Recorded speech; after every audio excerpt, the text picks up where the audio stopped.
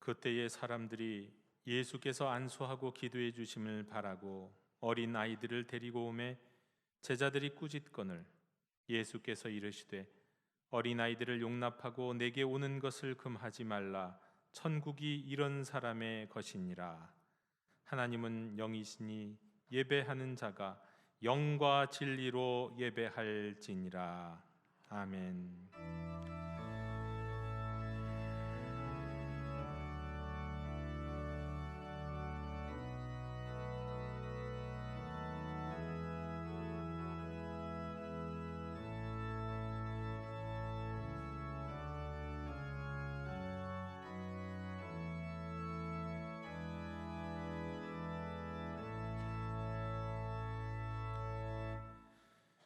어느덧 5월 가정의 달의 첫날 어린이 주일을 맞이하게 하시고 온 가족이 함께 예배하게 하시는 전능하신 하나님 아버지께 영광을 돌립니다.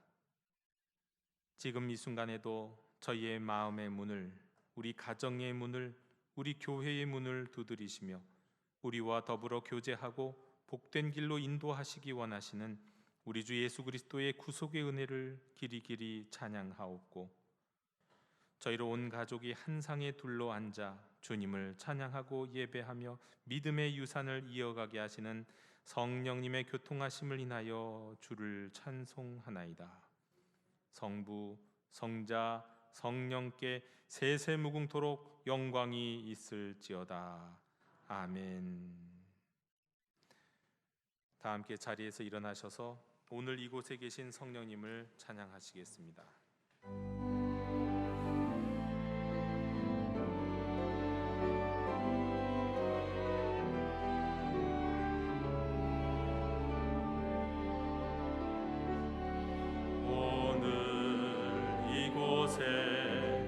계신 성령님, 우리에게 말씀하시고 우릴 가르치소서.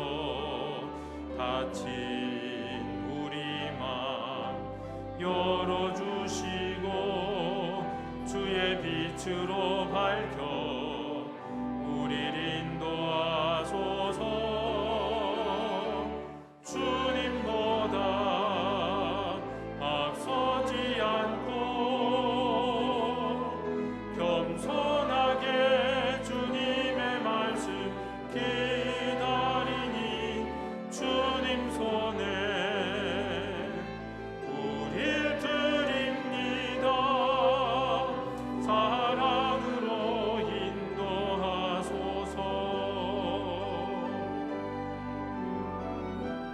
창조하신 모습 떠난 우리를 예수님답게 빚으소서.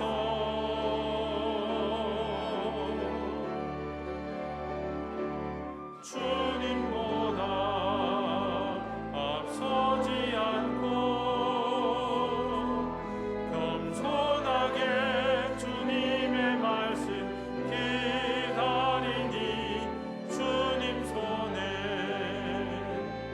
우릴 드립니다. 사랑으로 인도하소서. 사랑으로 말씀하소서.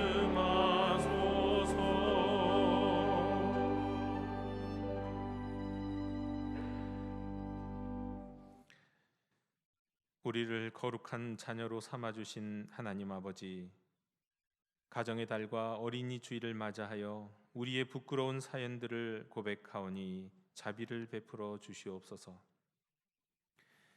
하나님께서 선물로 맡겨주신 자녀들에게 주님의 법도와 율례를 제대로 가르치지 못했습니다.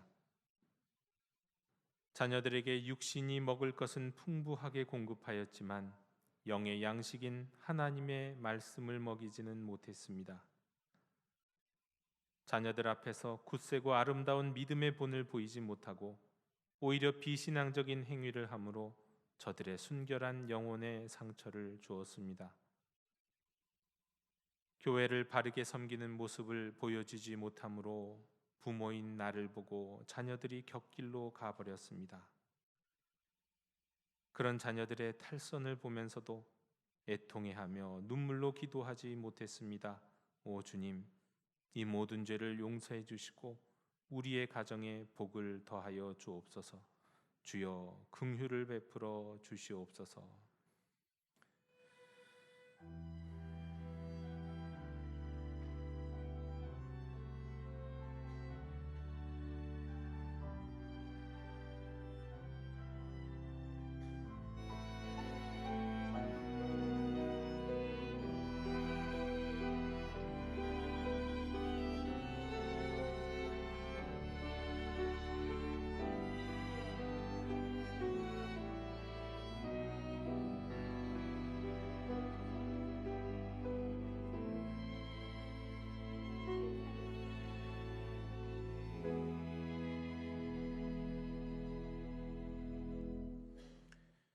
여호와는 자비로우시며 은혜로우시며 노하기를 더디하시며 인자하심이 풍부하시도다.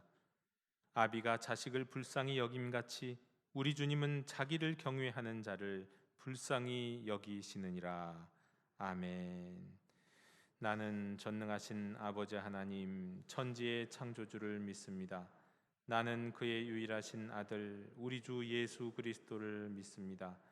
그는 성령으로 잉태되어 동정녀 마리아에게서 나시고 본디오 빌라도에게 고난을 받아 십자가에 못 박혀 죽으시고 장사된 지 사흘 만에 죽은 자 가운데서 다시 살아나셨으며 하늘에 오르시어 전능하신 아버지 하나님 우편에 앉아 계시다가 거기로부터 살아있는 자와 죽은 자를 심판하러 오십니다.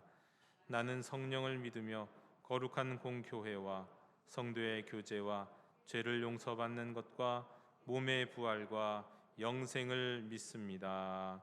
아멘.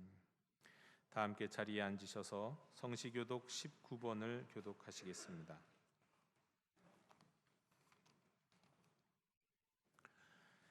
허물의 사함을 받고 자신의 죄가 가려진 자는 복이 있도다.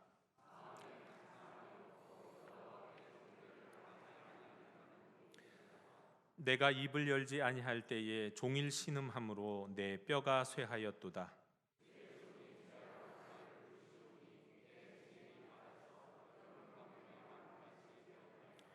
주께 내 죄를 아뢰고 내 죄악을 숨기지 아니하였더니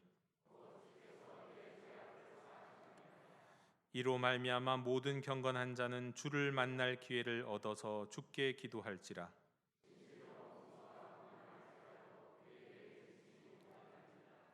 주는 나의 은신처이오니 환난에서 나를 보호하시고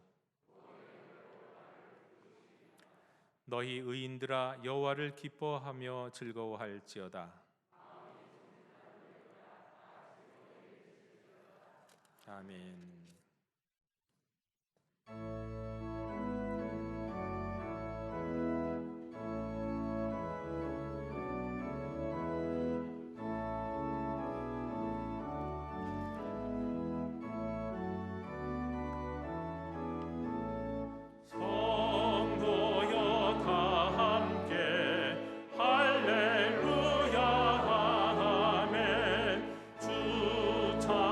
찬양하여라 할렐루야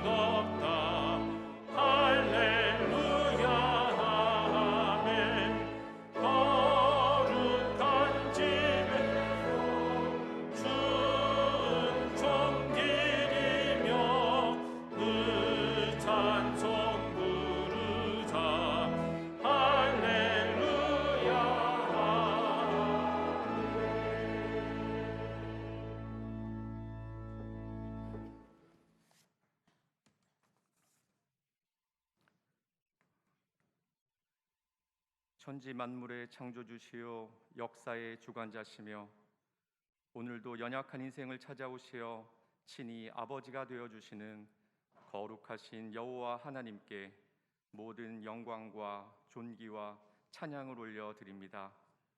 거룩한 주일 하나님의 백성을 예배자로 부르시는 그 부르심에 응답하여 하나님 뵙기를 사모하는 마음으로 예배의 자리에 나아왔사오니 누추한 우리의 삶을 보지 마시고 그리스도를 믿는 우리의 믿음을 보사 우리의 예배를 기쁘게 받아 주옵소서.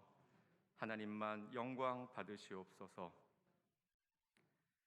이 시간 지난 한 주간 우리의 삶을 돌아보며 세상 속에서 우리의 믿음이 너무나 초라하였음을 고백합니다. 설마 하나님께서 이런 누추한 문제까지 도우실까 하는 불신앙으로 하나님의 도우심을 거절하기도 하였으며 당장 발등에 떨어진 문제를 해결하기에 하나님은 너무 멀리 계신 것 같아 기도할 엄두를 내지도 못할 때가 있었습니다. 지난 주일 예배를 드릴 때에는 말씀에 순종하겠노라, 이웃을 사랑함으로 하나님의 영광을 드러내겠노라 다짐도 했었지만 삶으로 온전히 살아내지는 못하였습니다. 하나님, 우리의 연약한 믿음을 긍휼히 여겨 주옵소서.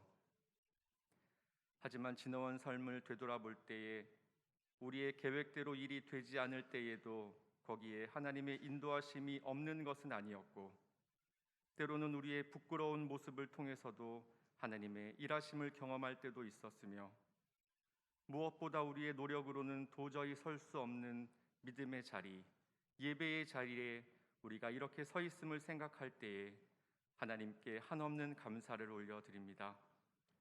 이 시간 우리의 연약함을 도우시는 성령님께 간구하오니 말씀으로 우리 각 사람의 심령을 충만케 하사 먼저 하나님의 나라와 의를 구하는 믿음을 새롭게 하시고 우리의 삶을 인도하시고 필요를 채우시는 하나님의 은혜를 경험하는 복된 인생이 되게 하옵소서.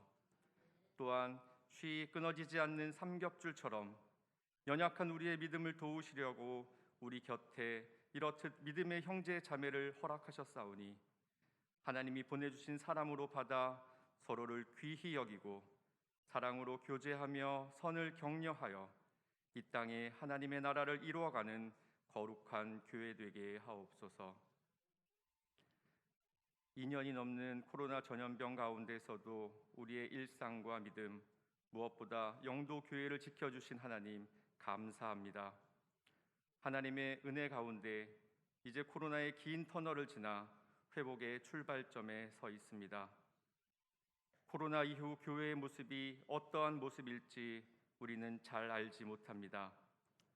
하지만 광야의 성막에서, 가나안의 성전에서, 이스라엘 민족이 나라를 이뤘을 때에는 회당에서, 그리고 지금은 교회를 통해 당신의 백성을 만나시고 인도하시는 신실하신 하나님이심을 고백하오니 매일의 말씀 묵상과 가정 예배를 통하여 하나님과 친밀히 교제하는 영도 교회가 되게 하옵소서. 그리고 무엇보다 예배당에 함께 모여 예배하는 예배 공동체를 회복시켜 주옵소서. 오늘 어린이 주일을 맞이하여 믿음의 가정에 허락하신 어린 생명들에게 세례를 베풉니다. 이 복된 성례를 통하여 신앙으로 양육할 것을 다짐하는 부모에게 나는 죽고 예수로 사는 감격과 믿음의 결단을 허락하사 자녀들에게 본이 되게 하시고 세례받는 어린 영혼을 성령으로 충만하게 하사 일평생 하나님의 뜻 안에서 복되고 거룩한 인생을 살아가도록 인도하옵소서. 영도 교회를 세우시고 지금까지 믿음을 지켜오신 교회의 어르신들을 기억하여 주옵소서. 일평생 달려오신 믿음의 경주, 넘어지지 않고 끝까지 완주하실 수 있도록 믿음과 건강을 지켜 주옵소서. 사람의 힘으로는 어찌할 수 없는 육신의 질병과 또 마음의 병으로 하나님의 도우심을 기다리는 환우들도 기억하여 주옵소서.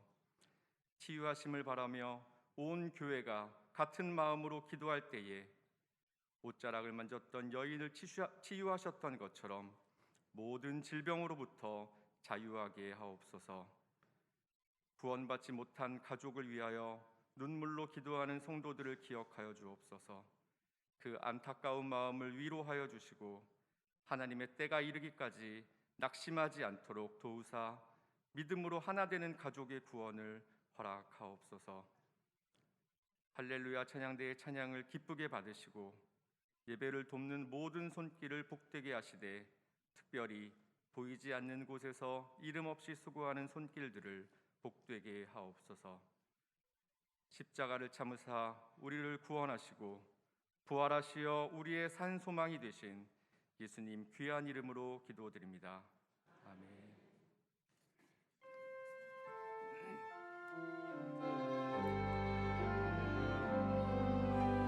하늘에 계신 우리 아버지의 이름을 거룩하게 하시며 아버지의 나라가 오게 하시며 아버지의 뜻이 하늘에서와 같이 땅에서도 이루어지게 하소서. 오늘 우리에게 일용할 양식을 주시고 우리가 우리에게 잘못한 사람을 용서하여 준 것 같이 우리 죄를 용서하여 주시고 우리를 시험에 빠지지 않게 하시고 악에서 구하소서. 나라와 권능과 영광이 영원히 아버지의 것입니다.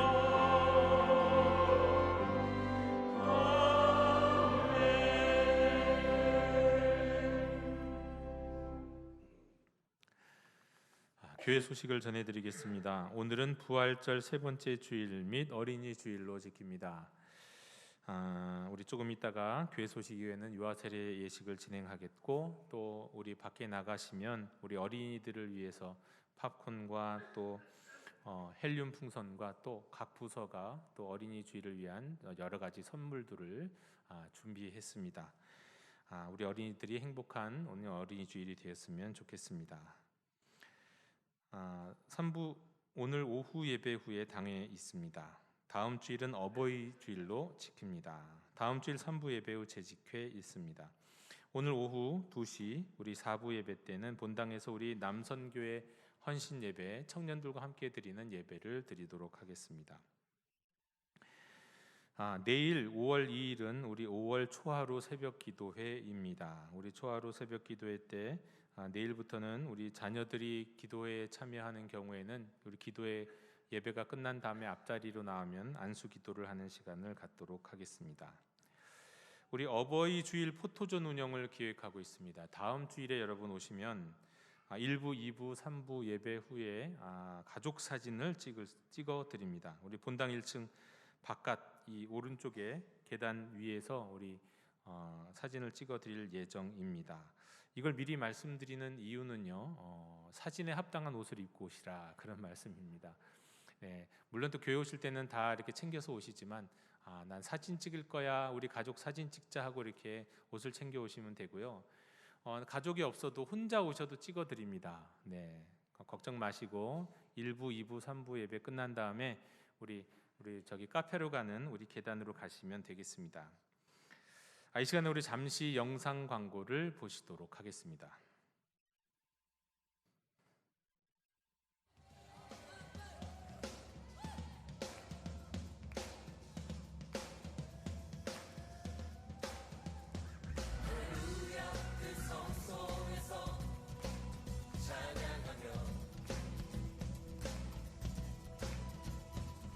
권능의 궁창에서 찬양할지어다.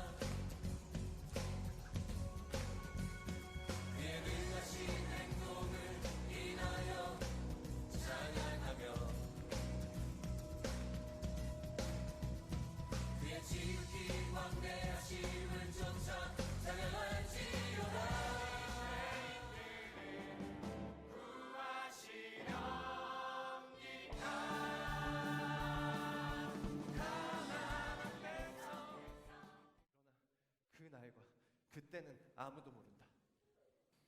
하늘의 천사들도 모르고 나도 모르고 오직 아버지께서만 아시느니라. 길이 비록 험해도 기꺼이 가겠어요. 함께 걸어 영광 소리로 찬양하며 기뻐와 승으로 찬양할지어다. 소고치며 춤추며 찬양. 오는 가까운 날은 아니고요.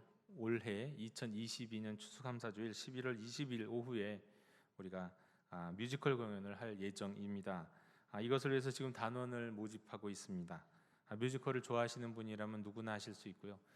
대학 같은 데 가면 가장 인기 있는 과목 중에 하나가 뮤지컬이라고 그럽니다. 다시 올 수 있는, 어쩌면 다시는 이런 기회가 오지 못할 수도 있기 때문에 여러분 꼭 내가 정말 원하는 마음이 있으시다면 신청해서 이 뮤지컬에 참여하실 수 있으면 좋겠습니다. 배우로도 스텝으로도 참여하실 수 있습니다. 우리 이인숙 목사님께 신청해 주시면 되겠습니다. 수요일에는 셀리더 인턴 교육이 오전 오후에 있습니다. 하나님의 위로를 빕니다. 우리 1교구 23셀 우리 손창용 교우님의 부친 우리 정다운 집사님의 시부께서 지난 주간에 별세하셨습니다. 유족들을 위해서 기도해 주시기를 부탁드립니다. 교육자 동정입니다. 지난 주간에 있었던 우리 영등포 노회에서 강효진 전도사님이 목사 안수를 받았습니다. 사명 잘 감당할 수 있도록 기도해 주시기를 부탁드립니다. 이것으로 공동체 소식을 모두 전해드렸습니다. 이제 유아 세례 예식을 거행하도록 하겠습니다. 제가 호명하면 우리 부모님들은 아이를 안고 일어서 주시면 되겠습니다. 윤예서, 심은석, 심은채, 최준우. 사람들이 예수께서 만져주심을 바라고 어린아이들을 데리고 오매 제자들이 꾸짖건을 예수께서 보시고 노하시어 이르시되 어린아이들이 내게 오는 것을 용납하고 금하지 말라. 하나님의 나라가 이런 자의 것이니라. 이 예식은 그리스도께서 세우신 것이니 믿음으로 의롭다 하심을 얻은 인증입니다. 구약 시대에 아브라함의 자손이 할례를 받을 특권이 있었던 것과 같이 복음의 은혜 아래 있는 성도의 자손에게 이 예식을 행하는 특권이 있습니다. 그리스도께서는 모든 민족에게 세례를 베풀라고 하셨으니 유아들이라고 배제될 수 없습니다.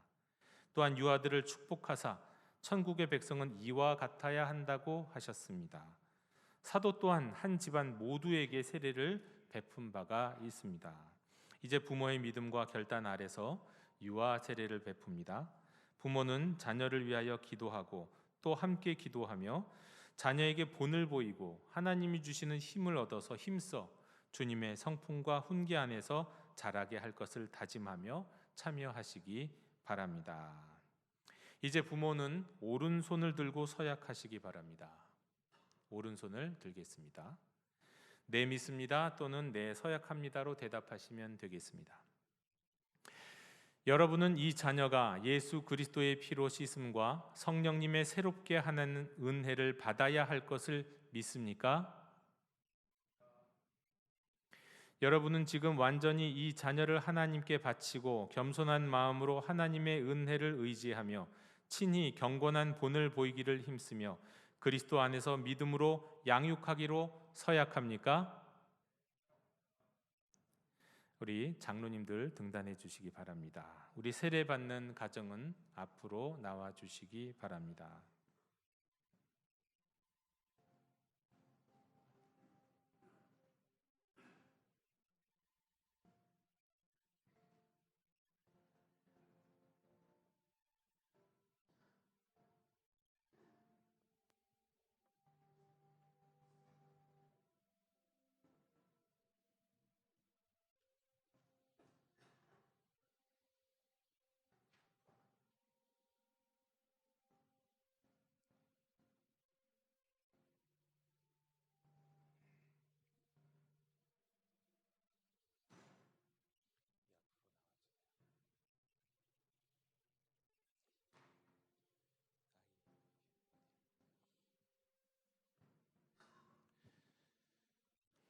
주 예수를 구주로 믿는 이의 가정 윤예서에게 내가 성부와 성자와 성령의 이름으로 세례를 주노라.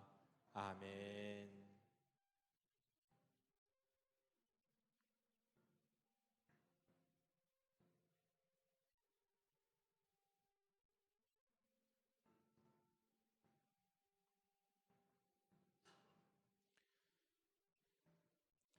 주 예수를 구주로 믿는 이의 자녀 심은석에게 내가 성부와 성자와 성령의 이름으로 세례를 주노라. 아멘.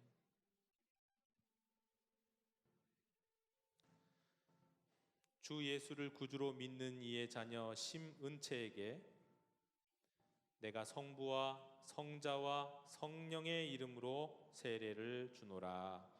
아멘.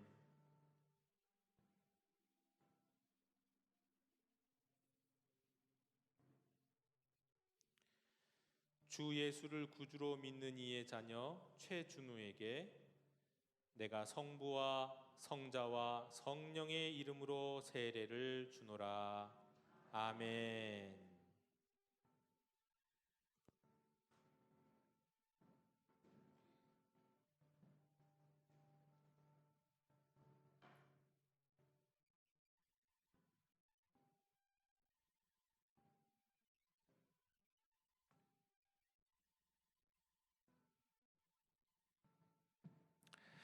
이제 선포하겠습니다. 오늘 세례받은 어린이 윤예서, 심은석, 심은채, 최준우는 본 영도교회 유아 세례 교인이 된 것을 성부와 성자와 성령의 이름으로 선포하노라. 아멘. 이제 착복식을 거행하도록 하겠습니다. 이 흰옷은 주님의 보혈로 희게 됨과 새하늘과 새 땅에서 흰옷 입은 주의 백성을 상징합니다. 주님의 보혈은 죄 지은 성인에게만 필요한 것이 아니라 갓 태어난 어린이에게도 필요한 것으로 오직 우리는 주 예수 그리스도의 십자가 보혈로 구원을 얻기 때문에 그렇습니다. 이제 세례 증명서와 어린이 도서도 함께 전달하도록 하겠습니다. 자, 이제 부모는 뒤로 돌아서 주시기 바랍니다. 사랑하는 성도 여러분께 묻겠습니다. 예로 대답해 주시길 바랍니다. 여기 이 어린이들은 이제 주님의 교회의 한 지체가 되었습니다. 여러분들도 이 어린이가 주님 안에서 성령님의 인도하심에 따라서 장성한 분량에 자랄 수 있도록 기도와 사랑으로 돌보아 주시겠습니까? 이제 다 함께 기도하겠습니다. 우리 장로님들은 부모의 어깨에 손을 얹어 주시기 바랍니다. 자비하신 하나님, 감사와 영광을 받아 주시옵소서. 성도의 가정에 귀한 자녀를 주셨고 부모들로 하여금 그 자녀들의 신앙을 위하여 결단하게 하심을 감사드립니다. 오늘 세례받은 윤예서, 심은석, 심은채, 최준우 어린이 위에 일생 동안 하나님의 축복과 보호하심이 함께 하셔서 어떤 위험과 시험에도 빠지지 않게 하시옵고 키와 지혜가 자라고 하나님과 사람들에게 더욱 사랑스러워가는 어린 주의 자녀 되게 해 주시옵소서. 예수님 이름으로 축복하며 기도하옵나이다. 아멘. 이제 장로님들은 하단하여 주시기 바라고요. 이제 우리 부모님들과 우리 아이들이 자리로 들어갈 때 자리로 꽃다발이 있군요. 네. 이 시간 우리 꽃다발을 전하는 시간을 갖도록 하겠습니다.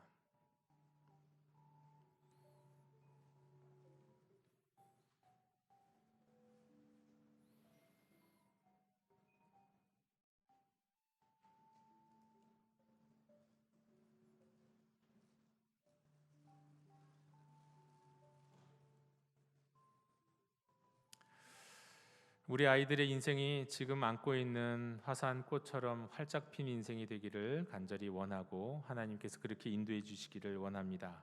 이제 부모님들이 우리 교우분들께 인사를 하며 자리로 들어가 앉을 때까지 여러분 박수로 힘차게 축복해 주시기 바랍니다. 우리 함께 인사하겠습니다. 자리로 들어가시기 바랍니다. 네, 우리 오랫동안 박수를 좀 쳐주시면 감사하겠습니다. 우리 아이들이 이런 박수 받는 일도 그렇게 많지 않은데요. 박수로 여러분 축복해 주셨으면 좋겠습니다.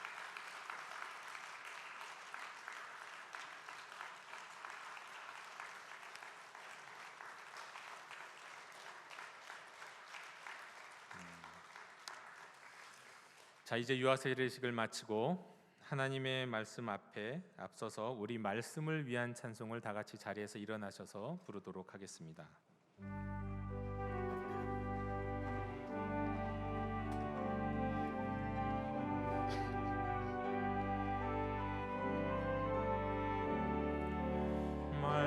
말씀하소서 여호와여, 온 맘 다하여 듣겠나이다. 주의 사랑의 노래 들려주시옵소서. 듣겠나이다.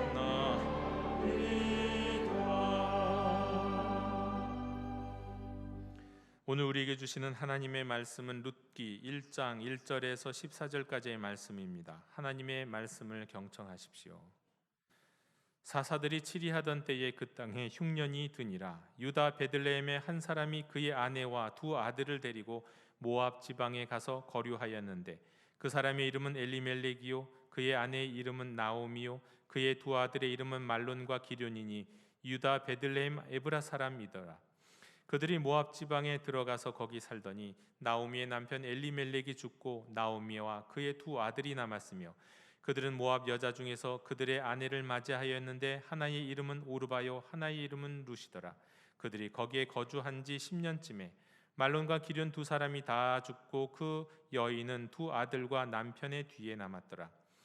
그 여인이 모압 지방에서 여호와께서 자기 백성을 돌보시사 그들에게 양식을 주셨다 함을 듣고 이에 두 며느리와 함께 일어나 모압 지방에서 돌아오려 하여 있던 곳에서 나오고 두 며느리도 그와 함께하여 유다 땅으로 돌아오려고 길을 가다가 나오미가 두 며느리에게 이르되 너희는 각기 너희 어머니의 집으로 돌아가라. 너희가 죽은 자들과 나를 선대한 것 같이 여호와께서 너희를 선대하시기를 원하며 여호와께서 너희에게 허락하사 각기 남편의 집에서 위로를 받게 하시기를 원하노라 하고 그들에게 입맞춤에 그들이 소리를 높여 울며 나오미에게 이르되 아니니이다. 우리는 어머니와 함께 어머니의 백성에게로 돌아가겠나이다 하는지라. 나오미가 이르되 내 딸들아 돌아가라. 너희가 어찌 나와 함께 가려느냐. 내 태중에 너희의 남편 될 아들들이 아직 있느냐. 내 딸들아 되돌아가라. 나는 늙었으니 남편을 두지 못할지라. 가령 내가 소망이 있다고 말한다든지 오늘 밤에 남편을 두어 아들들을 낳는다 하더라도 너희가 어찌 그들이 자라기를 기다리겠으며 어찌 남편 없이 지나겠다고 결심하겠느냐. 내 딸들아 그렇지 아니하니라. 여호와의 손이 나를 치셨으므로 나는 너희로 말미암아 너희 더욱 마음이 아프도다 하매 그들이 소리를 높여 다시 울더니 오르바는 그의 시어머니에게 입맞추되 룻은 그를 붙쫓았더라. 아멘. 자리에 앉으시겠습니다.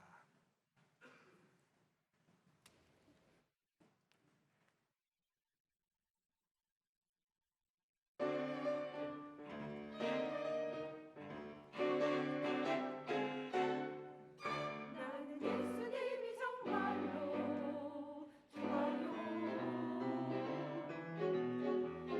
든든한 그 모습에만 반했어요. 우리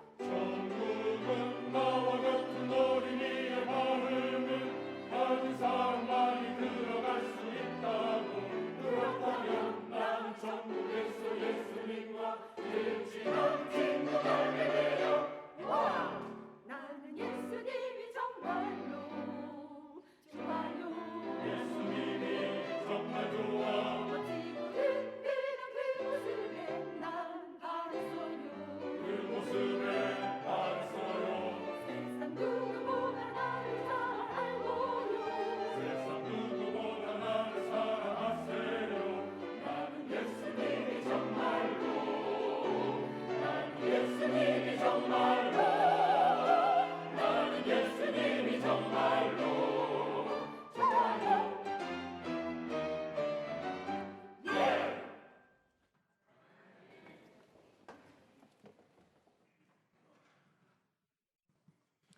아멘. 오늘은 어린이 주일입니다. 어린이, 우리 나라의 미래죠. 우리 교회의 미래이고 심지어는 하나님 나라의 미래이기도 합니다. 이 어린이들이 행복한 우리 교회, 우리 나라가 됐으면 좋겠습니다. 여러 가지 지표상 우리나라는 선진국이 되었다고 하죠. 그런데 언제부턴가 빨간 경고등이 켜진 부분이 있습니다. 요즘은 여러 가지로 참 실감을 하게 되는데요. 대한민국의 향후 10년 동안의 예상 경제 성장률이 세계 평균보다 낮을 뿐만 아니라 심지어 OECD 국가 평균에도 못 미치게 된다고 합니다. 일본처럼 될 가능성, 아니 일본보다 더 심해질지도 모르겠다라는 이야기가 있습니다. 정부가 일을 잘못해서, 국민들이 게으르거나 펑펑 써대서가 아니고요. 결정적인 이유는 인구 감소입니다. 감소 정도가 아니라 절벽이라고 그러죠. 인구 절벽. 자세한 이야기는 더 많이 아실 겁니다. 그런데 이런 것들이 피부로 교회에서도 느껴지는 것이, 예전에는 많은 교회가 주일학교 인원, 그러니까 주일학교 인원을 보면 많은 교회들이요, 주일학교 인원이 어른보다 많았어요. 네, 아니면 비슷했거나. 그런데 요즘은 매년 많은 교회에서 주일학교 자체가 없어지고 있습니다. 이건 기독교인의 감소뿐만이 아니라 인구 자체의 감소와도 아주 밀접한 관련이 있습니다. 거두절미하고 왜 아이를 낳지 않을까요? 왜 그런지 다들 아실 거예요. 그냥 그 이야기도 안 하겠습니다. 그럼 대안이 뭘까요? 그 모든 대안을 저는 이게 하나에 집중해서 생각하면 좋겠다 싶습니다. 대안이라기보단 방향인데요. 어린이들이 지금보다 더 행복한 세상을 만드는 거요. 어린이들이 지금보다 더 행복한 교회가 되는 거. 저는 여러 가지 대안이 있겠지만 모든 대안이 여기로 수렴되지 않을까 싶습니다. 우리 대한민국 어린이들이, 우리 영도교회 어린이들이 이전 어린이들, 그러니까 우리 여기 계신 어르신들이나 또 저와 같은 사람들보다도, 저의 어린 시절보다도 더 행복한 시대를 맞이할 수 있기를 원합니다. 하나님의 섭리와 하나님의 지혜 가운데 우리가 이 일을 위해 노력하고 이루어낼 수 있으면 좋겠습니다. 자, 오늘부터 한 주간 동안 우리 교회는 룻기를 묵상합니다. 룻기는 참 매력적인 성경입니다. 성경에 여성이 주인공이고 여성의 이름으로 된 성경이 딱 두 군데 있는데요. 한 권이 룻기고 한 권이 에스더입니다. 이 우리 기독교의 성경에는 이 룻기가 사사기 다음에 나옵니다. 역사적 순서가 사사시대를 배경으로 하고 있기 때문에 그렇습니다. 그래서 사사기와 우리 사무엘상 사이에 딱 끼어 있죠. 그런데 유대인들은 좀 달라요. 유대인들의 성경에서는 룻기는요, 잠언 다음에 나와요. 그들은 역사적 순서보다 내용의 관련성을 더 주목하는 것 같아요. 왜냐하면 잠언 마지막 장, 여러분 잠언 마지막 장이 몇 장인지 아시나요? 31장. 그 31장 중에서 가장 마지막 문단이 무엇에 관한 내용이냐면 이겁니다. 잠언 31장 10절인데요. 누가 현숙한 여인을 찾아 얻겠느냐? 그의 값은 진주보다 더하니라. 주제가, 잠언의 마지막 주제가 현숙한 여인이에요. 그래서 그 현숙한 여인 얘기를 한 다음에 바로 이어서 룻기가 있어요. 여러분, 룻기에 나오는 룻과 나오미, 성경에서 이들만큼 현숙한 여인의 예가 어디 있습니까? 정말 현숙한 여인의 모델을 바로 잠언 31장 뒤에서 이어서 보여주고 읽을 수 있도록 해준 거죠.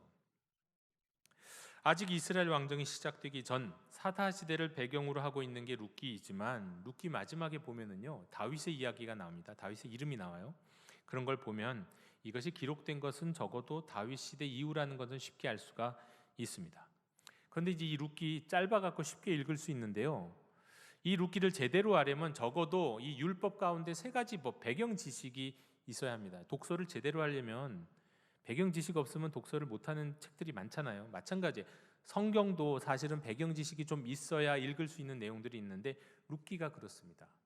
룻기에 나오는 세 가지 율법에 대해서는 저와 여러분이 알고 계시는 게 좋겠습니다. 왜냐하면 다른 성경을 읽을 때도 비슷하게 반영될 뿐만 아니라 특별히 이걸 모르고 룻기를 읽으면 무슨 성경에 이런 내용이 남사스러워, 뭐 말도 안 돼, 뭐 이렇게 읽을 수 있거든요.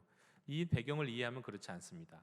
자, 세 가지 법은 뭐냐면 하나는 시형제 결혼법이라는 거예요. 신명기 25장에 형제 중에 하나가 아이 없이 죽으면 남은 형제는 죽은 형제의 부인과 결혼을 해서 죽은 형제의 대를 이을 아이를 낳아주는 제도. 아유, 말도 안 돼. 시대착오적이야. 무슨 뭐 이렇게 생각할 수 있잖아요. 그런데 그 시대에는요, 그게 아니에요. 굉장히 합리적인 부분이 있습니다.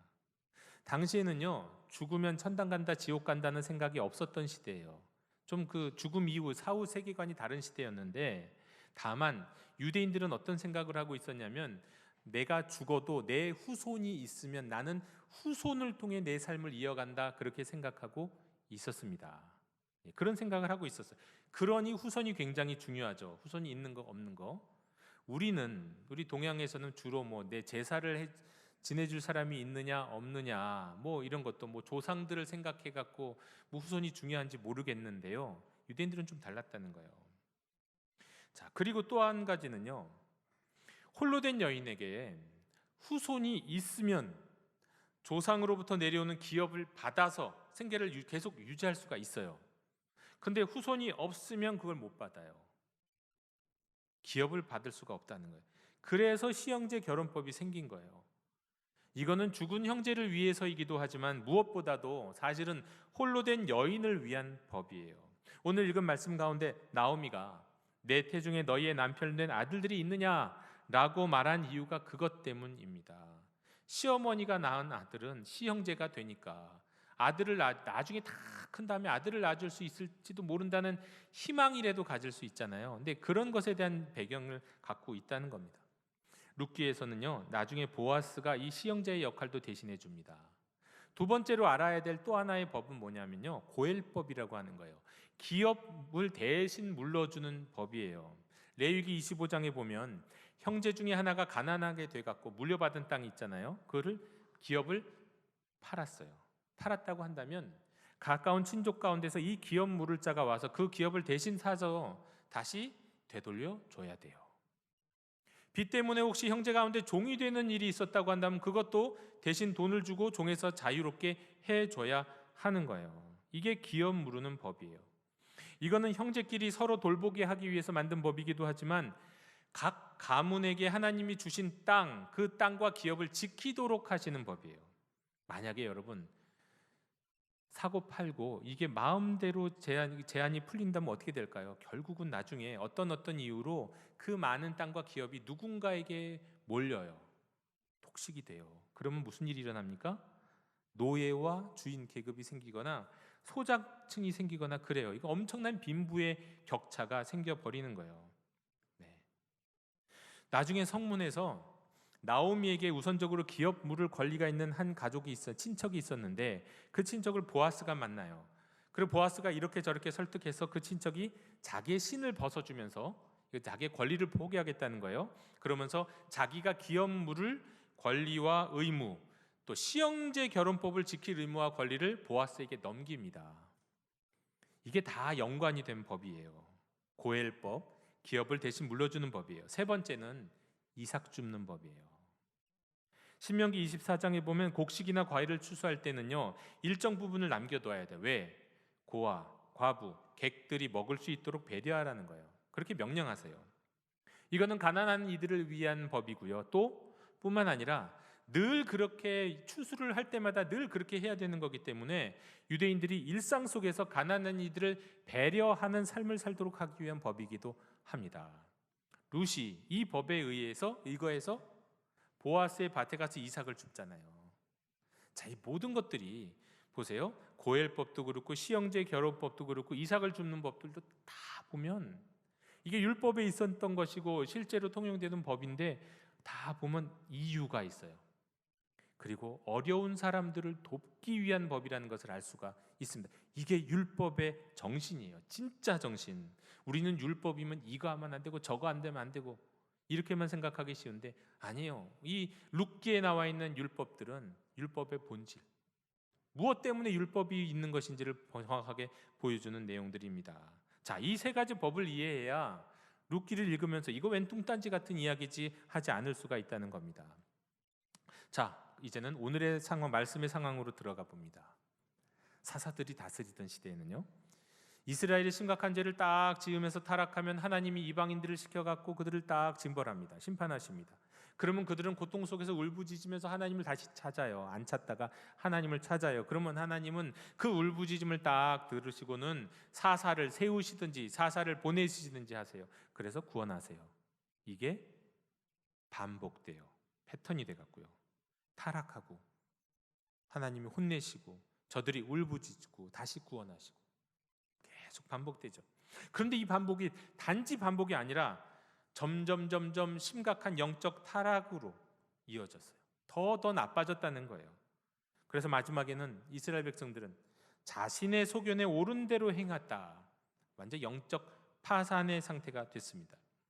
이렇게 사사들이 다스리던 어떤 시대에 있던 일이 오늘의 말씀이에요. 그 땅에 흉년이 들었어요. 유대 땅에. 특별히 그 가운데서 베들레헴에 살던 한 사람이 있었는데 그의 이름은 엘리멜렉, 나의 하나님은 임금이시다, 그런 뜻이에요. 자, 그는 기근을 피해서 아내와 나오미와 두 아들을 데리고 하나님이 조상과 자신에게 주신 기업을 떠나서 모압으로 향했습니다. 모압은 물이 풍부한 곳이었거든요. 아마도 땅을 다른 사람에게 넘기고 그 돈으로 이주를 딱 해서 이방 땅에서 어떻게 품삯이라도 받으며 살려고 했던 것 같아요. 그런데 그 선택은 바른 선택이 아니었던 걸로 보여요. 엘리멜렉은 다시 돌아오지 못하고 그 이방 땅에서 죽습니다. 이후에 장성한 두 아들은 그 모압 땅에서 또 각자 아내를 맞이해요. 율법에 따르면 이방 여인들과 결혼해서는 안 되는 건데, 물론 사사기 시대에 그게 제대로 지켜진 적이 별로 많지는 않지만 그래도 그렇게 하면 안 되는 건데요. 뭐 이해는 됩니다. 낯선 땅에서 살려고 하니까, 먹고 살려고 하니까 뭔가 연이 있어야 되잖아요. 그러니까 가족으로 연을 맺어야 좀 먹고 살고 또 보호도 좀 받을 수 있고 뭐 이런 생각할 수 있다는 거 알겠는데, 그렇다 방법이 전혀 없는 건 아니었어요. 그냥 유대 땅으로 잠깐 가서 거기서 여인을 얻어서 올 수도 있는 거였거든요. 근데 그렇게 하지 않았죠. 결국 이 두 아들도 그 아버지 엘리멜렉의 잘못된 선택에 연이어서 율법을 어기는 선택을 하게 되는 겁니다. 아니 뭐 이스라엘을 떠날 때부터, 이미 유대를 떠날 때부터 율법이 그들의 삶에 의미가 없어지는지도 모르겠네요. 하여간 두 아들의 선택 역시 성공적이지 못했습니다. 두 형제 모두 결혼 후 10년이 지나서 자녀도 없는 가운데 죽고 만 거죠. 자, 이제 이 가정에는 누가 남았습니까? 시어머니와 두 며느리, 세 여자만 남았습니다. 여러분, 룻기를 읽다가 보면은요, 우리가 이 부분을 주목하고 이 부분을 갖고 우리 자신에게 한번 돌아봐야 합니다.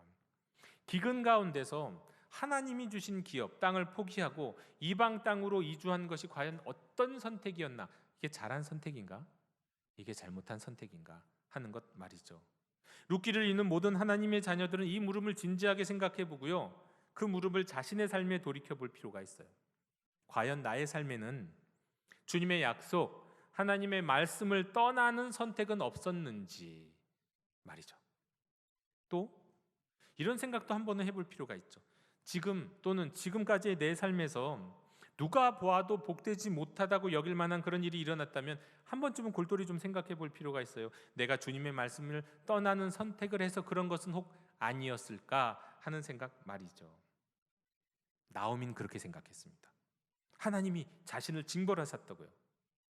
분명 하나님의 기업을 버리고 떠난 것에 대한, 이방 여인을 며느리로 삼은 것에 대한 하나님의 징벌 때문에 내가 남편을 잃고 내가 자식들을 잃었겠다, 이렇게 생각하고 있는 것 같습니다. 하지만요, 정말 그것이 하나님의 징벌이었는지는 확실하지 않아요. 그럴 수도 있으나 아닐 수도 있어요. 우리는 그거 다 확실하게 얘기할 수 없고요, 다른 사람에 대해서 함부로 판단해서도 안 돼요. 왜냐면요, 신약 성경에 보면 예수님이 하셨던 말씀 중에서 아버지를 떠났던 탕자가 자기 부모 아버지의 재산을 다 받아가고 유산을 받고 탕진하고 오잖아요. 비참하게 되돌아오잖아요. 자, 그게 아버지의 징벌이었습니까? 아버지는 그냥 기다리고만 있었어요. 돌아오기만을. 그건 다 자기가 스스로 자초한 거죠. 여러분, 우리 하나님은 거룩하신 하나님이기 때문에 죄를 심판하셔야 돼요. 죄와 함께 하실 수 없는 분이세요. 하지만 또 하나님은 그 사랑도 무한히 크신 분이세요. 우리 하나님의 뜻은, 우리를 향한 뜻, 그리고 궁극적인 뜻은요, 심판이나 징벌이 아니에요. 항상 우리 하나님의 궁극적인 뜻은 평안이고 희망입니다. 예레미야 29장 11절에 보면 여호와의 말씀이니라 너희를 향한 나의 생각을 내가 아나니 평안이요 재앙이 아니니라 너희에게 미래와 희망을 주는 것이니라. 이것이 항상 우리를 향한 하나님의 분명한 뜻이고 목적입니다. 또 하지만 혹 그것이 심판이 있고 징벌이었다 하더라도요, 또 그것을 통해서 하나님이 원하시는 건 뭐냐면 우리를 그냥 절망 속에서 거기에 계속 빠져 있어. 절망의 수렁에서 나오지 마. 네가 살 곳은 거기야. 그게 아니라는 거예요. 혹시 절망에 이른다 할지라도, 그것이 징벌 때문이라고 할지라도, 그래서 절망적인 상황이 이르렀다 할지라도 그 자리에서 그 순간 하나님이 우리에게 원하시는 건 절망에서 희망의 길로 들어서는 거예요. 그게 우리의 잘못된 선택으로 인한 것이든지 아니면 내가 자초한 것인지 아니면 사람들이 흔히 얘기하는 것처럼 지독히도 운이 없다, 뭐 인간적으로 그렇게 얘기하자고요. 그런 것이라 할지라도, 그래서 우리가 절망적인 상황에 처하게 됐다 할지라도 그 상황에서 하나님이 우리에게 원하시는 것은 절망에 있는 게 아니라, 거기에 멈춰서 있는 게 아니라 희망의 길로 들어서는 것입니다. 항상 하나님은 절망 가운데 있는 우리를 위해서 희망을 예비해 두고 계세요. 아직 율법이 있기 전에 율법에 앞서서 믿음의 법을 따랐던 한 위대한 믿음의 사람이 있죠. 아브라함.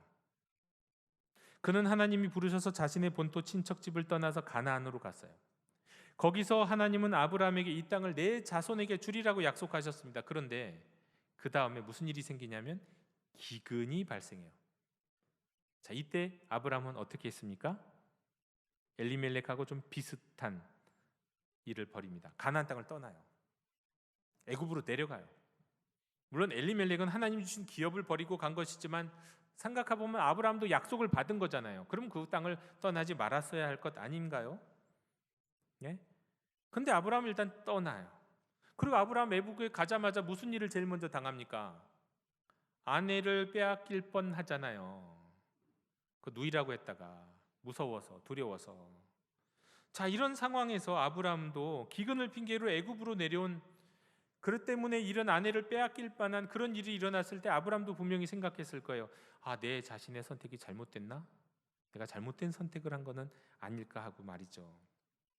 하지만 그렇다 할지라도 그것이 혹시 그게 아브라함의 죄로 인한 고난이고 죄로 인한 불순종으로 인한 심판이었다고 할지라도요, 하나님이 원하시는 건 그 자리에 있는 게 아니에요. 거기 머물고 있는 게 아니라는 거예요. 아내를 누이라고 하고는 빼앗길 뻔했던 아브라함은 분명히 스스로를 엄청 자책했을 거예요. 나는 남자도 아니야. 난 남편도 아니야. 뭐 이런 남편, 이런 남자가 있어. 그렇게 자기를 생각했겠죠. 절망할 수 있었겠죠. 하지만 그런 절망에 빠졌던 아브라함 나중에 보면, 조금 있다가 시간 지난 다음에 보면은요, 무슨 일이 일어나느냐?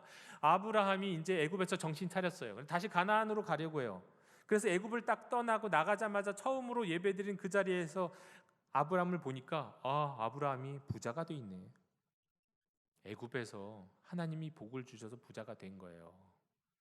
그러니까 애굽에 내려가는 그 자체를 갖고 하나님이 막 심판하시고 징벌하시지만은 않는다는 거예요. 만약에 심판하고 징벌하셨으면 거기서 부자가 되면 안 되죠. 끝까지 지독히 고생해야죠. 그러니까 잘못된 선택을 해도 그것 때문에 하나님이 항상 심판하시는 건 아니라는 걸 우리가 알아야 돼요. 하지만 또 생각은 해야죠. 혹시나 잘못했나? 우리 자신을 돌아보는 삶은 살아야는 하지만, 이거 하나님의 징벌이야, 하나님이 나를 왜 이렇게 혼내시는 거야, 이런 식으로 살지는 말라는 거예요. 왜냐하면 뭐 이렇든 저렇든 하나님이 정말 우리에게 원하시는 건 그 절망 가운데 우리가 머물러 있는 게 아니라 희망의 길로 나가는 것이기 때문에 그렇습니다. 근데 이거는요, 이제 시작하는 나오미의 이야기에서도 비슷합니다. 엘리멜렉의 선택은 하나님이 주신 기업 곧 약속의 땅을 버리는 불신의 행위였죠. 그리고 결국 남편 엘리멜렉은 물론이요, 이방 여인과 결혼한 두 아들까지 죽고 남겨진 나오미. 야, 여러분 이방 땅에서 남편도 없고 아들도 없는데 얼마나 연이 없는 거 아니에요? 연이 얼마나 불안하겠습니까? 게다가 이방인이고 종교도 달라요.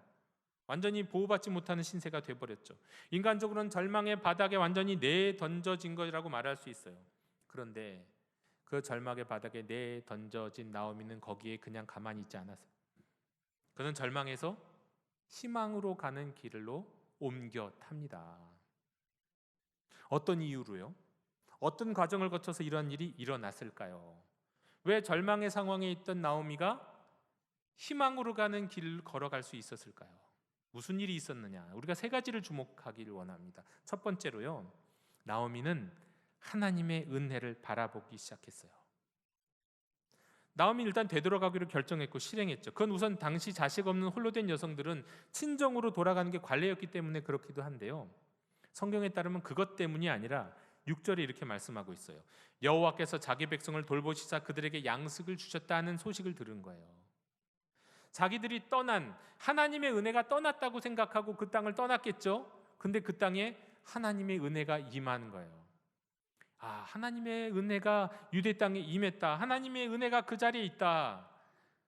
나오미는 그 하나님의 은혜가 자기의 고향 유대 땅 베들레헴에 있다는 사실을 기억하고는요, 하나님의 은혜를 주목했어요. 그리고는 이런저런 미련 없이 돌아가고자 한 거죠. 하나님의 은혜를 주목해야 됩니다. 하나님의 은혜가 어디 있는지를 찾아야 돼요. 두 번째로, 하나님의 은혜를 찾았으면요, 주저 말고 결단하고 실행해야 돼요. 여러분, 사실 나오미는 지금까지 그녀의 인생은요, 그림자와 같은 인생이었어요. 그렇지만 이제 그녀는 능동적으로 움직이기 시작해요. 그저 한 남편의 아내였던 그녀고 엄마였던 그녀가 비록 보잘것없고 지금 뭐 내세울 것도 없고 가진 것도 없는 그런 집안이지만 이제 가장이 돼버렸잖아요. 이제 가장이 되니까 어떻게 합니까? 주체적으로 생각하고 판단하고 결정하는 여인이 됩니다. 평생 그늘에 가려 살았어요. 남편 그늘에. 그리고 남편이 이제 죽어도 아들이 크니까 아들 그늘에 가려 살아요. 예, 평생 여전히 그랬을지 몰랐던 그녀인데 가장 사랑했던 사람들을 다 잃고 이제는 각성합니다. 더 이상 내려갈 것이 없는 절망의 바닥에 딱 이르니까 볼 수 있는 곳은 하늘밖에 없잖아요. 그러니까 하늘을 딱 보다가 하늘을 바라보고 뭔가를 딱 깨닫고 이제는 그 자리에서 일어나요. 이제는 내가 선택하고 이제는 내가 결정해야 될 때다. 지금까지는 옳지 않은 것을 알면서도 그 선택은 남편의 몫이고 그 선택은 자식의 몫이라고 생각했기 때문에 내가 뒤에 가려져 있었는데 이제는 내가 생각하고 내가 판단하고 내가 주도해야 된다. 일어나자. 돌아가자. 하나님의 말씀, 하나님의 약속, 하나님의 은혜가 있는 곳으로. 내가 모든 것을, 그야말로 모든 것을 잃었지만 하나님의 은혜의 부스럭이라도 얻으러 가자. 하나님의 은혜가 임한 그곳으로 일어났어요. 몸을 돌이켰어요. 떠났어요. 바로 즉시 주저하고 아니 떠났어요. 예. 세 번째로, 그 길을 갈 때요, 혼자 가지 않았어요. 그리고 그 길을 갈 때 나만을 생각하며 그 길을 가지 않았어요. 사랑하면서 갔어요. 사랑하면서. 여러분, 이런 선택을 하게 된 여성은 나오미만이 아니에요. 나오미는 자신이 더 이상 두 며느리에게 줄 수 있는 것이 없다는 것을 알고 있었고 자신은 하나님의 징벌을 받은 것으로 생각했죠. 그러니까 이렇게 생각했을 거예요. 그 당시 사람이라고 하면 나는 지극히도 불행한 사람이야. 난 하나님께 징벌을 받은 사람이야. 그런데 내 며느리들이 나랑 같이 있어? 그러면 쟤네도 불행해져. 그런 식으로 생각하지 않았을까요? 우리 많은 사람들이 그렇게 생각하고 살아왔잖아요. 그 미신적인 생각이거든요. 네, 근데 그렇게 생각했을 거라는 거예요. 그래서 두 며느리들을 자신의 불행한 삶에 끌어들이고 싶지는 않았어요. 그래서 두 며느리들을 사랑하는 마음으로 외롭지만, 여러분 또 혼자 여인이 그냥 이스라엘 유대 땅까지 걸어가는 그 길이 얼마나 많은 길인데 얼마나 위험한데 그걸 혼자 가겠다고 떠나라고 얘기합니까? 무서워서 못할 텐데 짐승도 있고 도둑들도 있고. 그런데 며느리들을 사랑하는 마음에 이렇게 말합니다. 가다가 딱 멈추고 정신 차려서 너희가 죽은 내 아들들과 나를 선대한 것 같이 여호와 하나님께서 너희를 선대하기를 원한다. 여호와께서 너희에게 새로운 남편을 주어서 그들을 통해 위로받기를 원한다. 그러니 너희 어머니 집으로 돌아가라. 나오미 이야기는 지극히 상식적인 이야기였죠. 네, 며느리들을 생각하는 그런 상식적인 이야기. 근데 여러분, 나오미 그 이름의 뜻이 뭔 줄 아세요? 사랑스러운 여인이라는 뜻입니다. 사랑스러운 여인이라는 이름의 의미, 누가 봐도 그녀는 사랑이 많아서 사랑받을 만한 여인이라는 거예요. 여러분, 어떤 사람이 사랑받을 만하나요? 사랑하는 사람이, 사랑을 주는 사람이 사랑받을 만한 사람이 되는 거예요. 이 나오미는요, 이 며느리들과 살았던 지난 10년 동안도 사실은 며느리들에게 사랑을 받을 만큼 사랑을 충분히 줬어요. 그리고 이제 하나님의 은혜가 있는 곳으로 가야 하는 상황 속에서 딱 그 길을 떠나자마자 자신의 며느리들을 보니까 불쌍하잖아요. 그래서 사랑하는 마음으로 너희들 결혼해라. 어머니한테 가서 결혼해. 다시 남자 만나서 결혼해. 그렇게 얘기하고 있는 거예요. 당연한 얘기이면서도 사랑을 베풀었어요. 사랑, 자비, 인내, 이렇게 번역되는 히브리어가 헤세드라는 게 있습니다. 이 헤세드가 바로 룻기의 핵심적인 단어예요.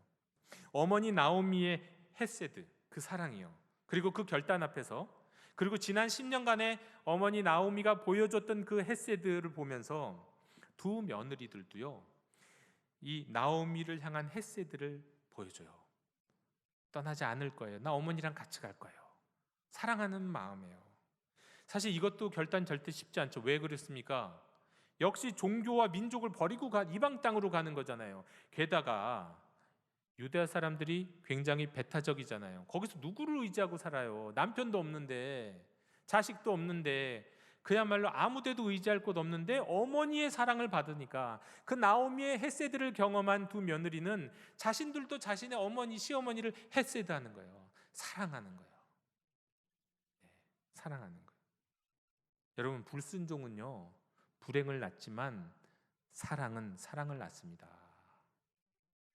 한 주간 동안 묵상할 거지만 결론부터 말씀드리면 나오미의 헤세드가 룻의 헤세드로 이어져요. 그리고 또한 나중에는 보아스의 헤세드를 유발하죠. 그래서 나오미와 룻의 행복한 결말로 이어지게 되는 거예요.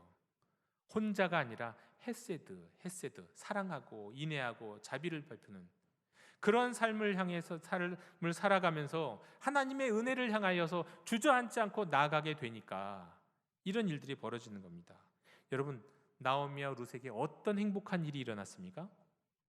보아스를 통해서 아들을 갖게 됐죠. 그 아들이 누가 됐어요? 누구예요? 다윗의 조상이요, 예수 그리스도의 조상이에요. 예수 그리스도의 족보에 이르는 자가 된 거예요. 룻은 이방 여인이었지만 예수님의 족보에 이름이 실리는 여인이 됐잖아요. 이거는 영원한 기쁨이요, 영원한 자랑 아닌가요? 우리가 이 땅에서 자랑할 수 있는 게 뭐 몇 년이나 자랑할 거예요. 하지만 내가 예수님의 족보에 있는 여인이라는 거 얼마나 영원스러운 자랑이 되겠습니까? 자, 이런 일들이 어떻게 해서 일어났다고요? 절망 가운데 그저 주저하지 않고 희망의 길로 걸어갔기 때문에 그런 겁니다. 멈추지 않고 결단했던 거예요. 하나님의 은혜가 어디 있는지를 주목하여 보았고 하나님의 은혜가 있는 곳으로 바로 뒤돌아서 일어섰어요. 여러분, 우리도 힘들지만요, 힘들죠. 사는 거 힘드신 분들 많이 계시죠. 아침에 눈 뜨고 일어나는 게 그렇게 힘들다는 분들 많이 계세요. 그럼에도 불구하고요, 일어날 수 있는 힘은 있습니다. 일어날 수 정도는 있어요. 웬만해 갖고는. 일어나고 하나님의 은혜를 향해 한 발자국 걸어 보세요. 그 정도 걷다 보면 하나님이 그 다음 발자국 갈 수 있는 힘을 주신다니까요. 그리고 그 길 걸어갈 때 나만 생각하며 가지 마시고요, 사랑하면서 가세요. 사랑하면서. 내가 사랑하면서 가면 나도 사랑을 받습니다. 하나님이 주신 사랑도 담뿍 받아요. 희망의 길로 걸어가시는 거예요. 그 길 걸어가다 보면 하나님께서 어느 순간 내가 생각했던, 내가 꿈꿨던 희망보다 훨씬 더 풍요롭고 큰 은혜를 우리의 삶에, 우리의 눈앞에 실현되도록 보여주실 줄로 믿습니다. 다시 한번 정리합니다. 하나님의 은혜를 바라보십시오. 하나님의 은혜가 어디 있습니까? 예배 자리에 있던가요? 말씀의 자리에 있던가요? 다른 거 쳐다보지 마시고요, 성공이나 명예나 돈 이런 거 바라보지 마시고 하나님의 은혜가 있는 것을 바라보세요. 그리고 하나님의 은혜를 향해 돌아가세요. 핑계대지 마세요. 내 자식 때문에, 내가 남편 때문에, 내가 아내 때문에 내가 못해요. 기다렸다가 할게요. 언제 기다려요? 언제? 기다릴 수 없어요. 핑계대지 마세요. 책임 떠넘기지 마세요. 하나님의 은혜가 어디 있는지를 안다면 일어나서 돌아가십시오. 그리고 돌아갈 때 혼자 가지 마세요. 나만을 위해서 힘쓰며 애쓰면서 가지 마세요. 사랑하면서 가세요. 헤세드를 베푸세요. 그러면 헤세드가 돌아옵니다. 그렇게 그 길을 걷다 보면 내가 향하고 내가 바랬던 그 희망보다 더 큰 은혜를 하나님이 우리에게 풍성하게 채워주실 줄로 믿습니다. 저는 이 예배에 참여한 우리 영도 가족들이 혹시나 지금 이 순간에 절망 가운데 빠져 있다면 일어나시길 바라고요. 희망으로 가는 길로 바꿔 타시기를 원합니다. 2호선에서 4호선 바꿔 타듯이, 전철을 바꿔 타듯이, 버스를 바꿔 타듯이 바꿔 타세요. 절망의 배, 절망의 버스, 절망의 지하철에 계속 타고 있지 마세요. 바꿔 탈 수 있는 힘을 하나님은 우리에게 주십니다. 순종하시고 바꿔 타시고 희망의 길을 걸으시면 하나님께서 우리에게 우리가 가졌던 희망보다 더 큰 은혜를 주실 줄로 믿습니다. 기도하겠습니다. 하나님 감사합니다. 절망에 빠져 있던 나오미가 그 자리에 머물러 있지 않고 희망의 길을 향해 나아갔던 것처럼 저희도 이 자리를 박차고 일어나서 하나님이 보여주신 은혜의 자리로 나아가게 해 주옵소서. 희망을 꿈꾸며 나아가게 해 주시옵소서. 사랑하며 그 길 걸어갈 수 있도록 인도하여 주시옵소서. 그리하여 하나님이 우리에게 약속하시고 우리에게 예비해 놓으신 풍성한 은혜를 누리게 해 주시옵소서. 예수님의 이름으로 기도하옵나이다. 아멘. 이 시간 응답의 찬송 272장 부르시면서 봉헌하시겠습니다.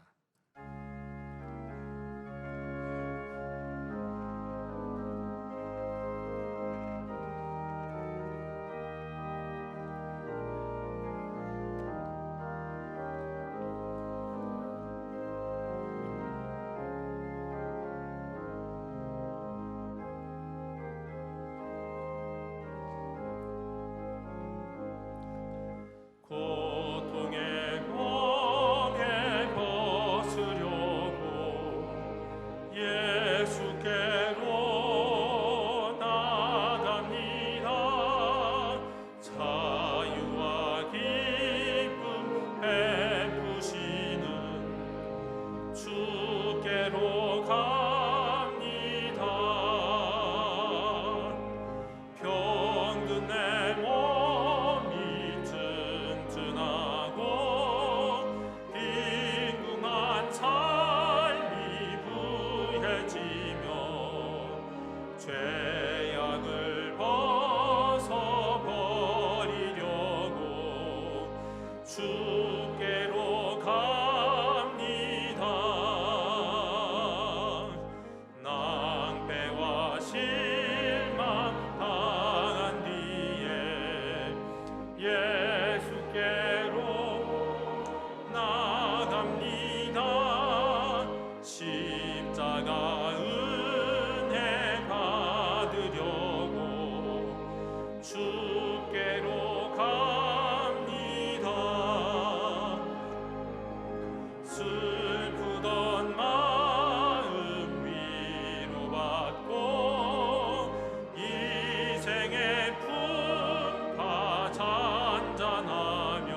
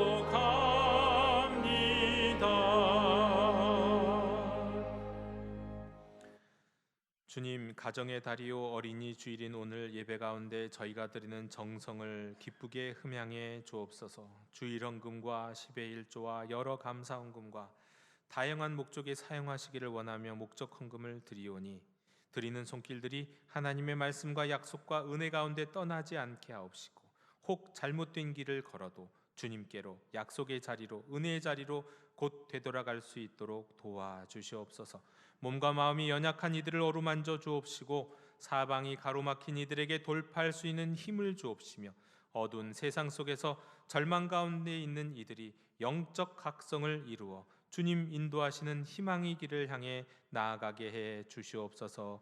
감사드리며 예수님 이름으로 봉헌기도 드리옵나이다. 아멘. 다 함께 자리에서 일어나셔서 결단의 찬양을 함께 부르시겠습니다.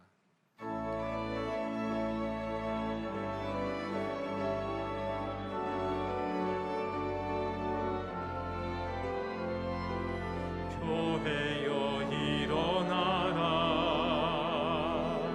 주께서 부르시니 두려움과 실패 내려놓고 교회여 일어나라, 교회여 일어나라, 주께서 보내시니 우릴 부르신 삶의 자리에서 교회여 일어나라. 우린 세상의 빛, 하나님의 편지, 주의 교회를 통해 세상이 주를 버리라. 일어나라, 아버지 사랑으로, 아버지 능력으로 서로 하나 되어 그 빛을 비추라.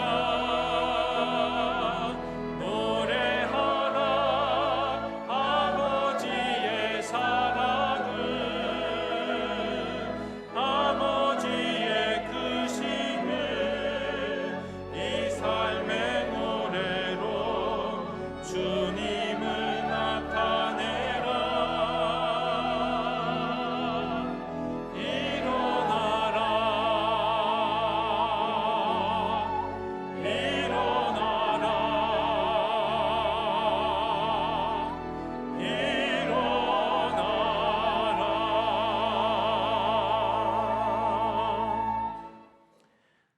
지금은 주 예수 그리스도의 은혜와 하나님의 사랑과 성령님의 교통하심이 주께서 택하신 자녀들 머리 위에, 주께서 창조하신 세상 위에, 특별히 절망에서 희망으로 가는 길에 들어서기 원하고 그 길을 걷고 있는 모든 주님의 백성들 머리 위에 지금부터 영원토록 함께 계시기를 축원하옵나이다.